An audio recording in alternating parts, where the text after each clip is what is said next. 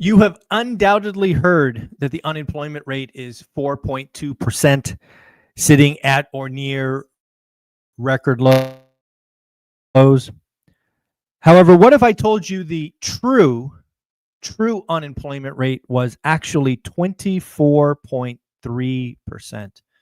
Folks, I read a survey done by the Ludwig Institute for Shared Economic Prosperity. That is quite a mouthful. They have a particular way of looking at unemployment that is interesting to me, that I need to dig in further. Again, if you want to look it up, it is Ludwig Institute of Shared Economic Prosperity. They basically call BS on the 4.2% unemployment rate. They point out errors like if you work 1 hour a week, you're not included, things of that nature. They now are purporting that the true unemployment rate is 24.3%. It is made up of the truly unemployed.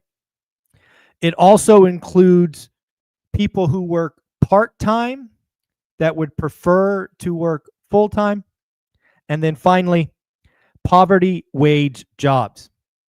So if you are employed and if you are working for full-time, but your wage is below the poverty line, then you are included in this true unemployment rate, which again sits at 24.3%. I have to do some more reading on this. I need to see what it's all about. I've not heard of this Ludwig Institute for Shared Economic Prosperity, but they certainly got my attention. Also, Peter Thiel is out there talking about a catastrophe coming to the U.S. real estate market. Basically, Peter is pointing out that the zoning laws create inelastic prices. This is something you and I have been talking about for a while. It is frankly why the crash bros and doomers are wrong. They do not understand inelastic or elastic.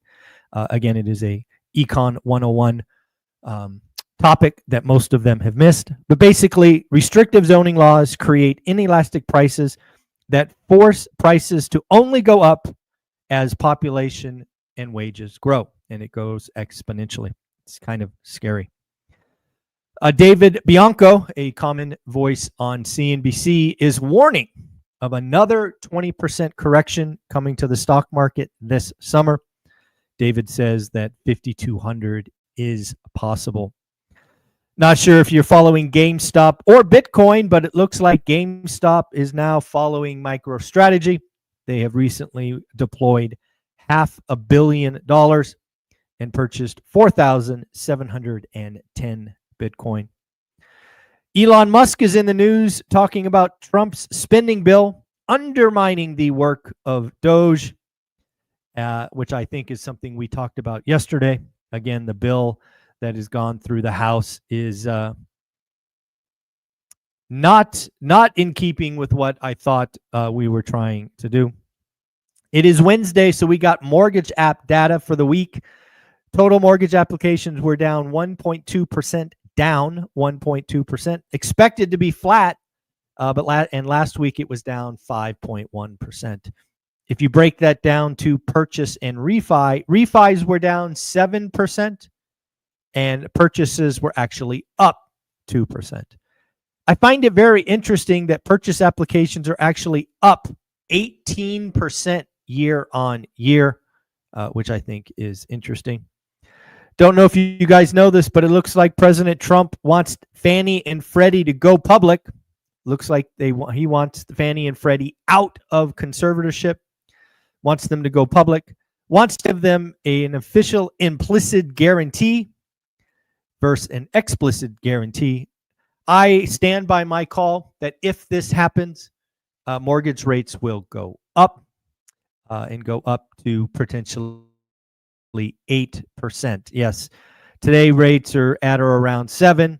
If this happens, I expect the spread to widen and the risk premium to rise. Hence, 8% mortgages are possible. We did get some Fed speak. We got Fed President Williams saying inflation expectations should return to target within several years. I don't know about you, but that does not give me the warm and fuzzies. That certainly feels like higher for longer. Fed President Barkin, businesses are still largely pulling out and sitting on the sidelines. Again, I don't even think it's businesses. I think it's consumers as well. There's no evidence that the drop in sentiment is actually affecting spending. This, folks, is the delta between soft and hard data. Soft data can be filled with emotions, where hard data is actually spending data. And then finally, people are waiting out policy. So again, very interesting to see, again, people pulling back. We did get some earnings this week, this morning and yesterday. AutoZone beat top line but missed bottom line. They had a gross margin hit. Macy's beat top line, bottom line, but slashed full year guidance. Abercrombie and Fitch beat top line and bottom line, but cut expectations. It is interesting to note that Abercrombie and Fitch had 8% year-on-year growth. Also, Abercrombie and Fitch estimated that they will have $50 million in costs given tariffs. Dick's Sporting Goods beat top line and bottom line. Sales comps were up 4.5%. They're being up sales. It is interesting that they're up year on year when we expected this to slow down. Box, a technology company, beat top line and bottom line, raised guidance. Okta beat top line and bottom line, but only maintained guidance. I dug into consumer confidence a little more because that was a big report this week. Hopes of a trade deal increased confidence 12 points, significant jump. Sentiment improved across age, income, and political affiliation, which I think is very important.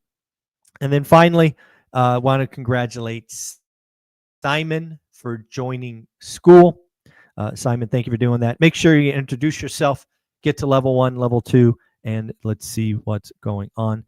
And then finally, I read this quote. I guess this quote's probably been around for a while, but I just saw it, so I thought I would share it with you.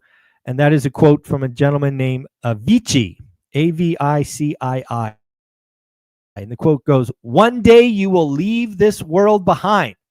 So remember."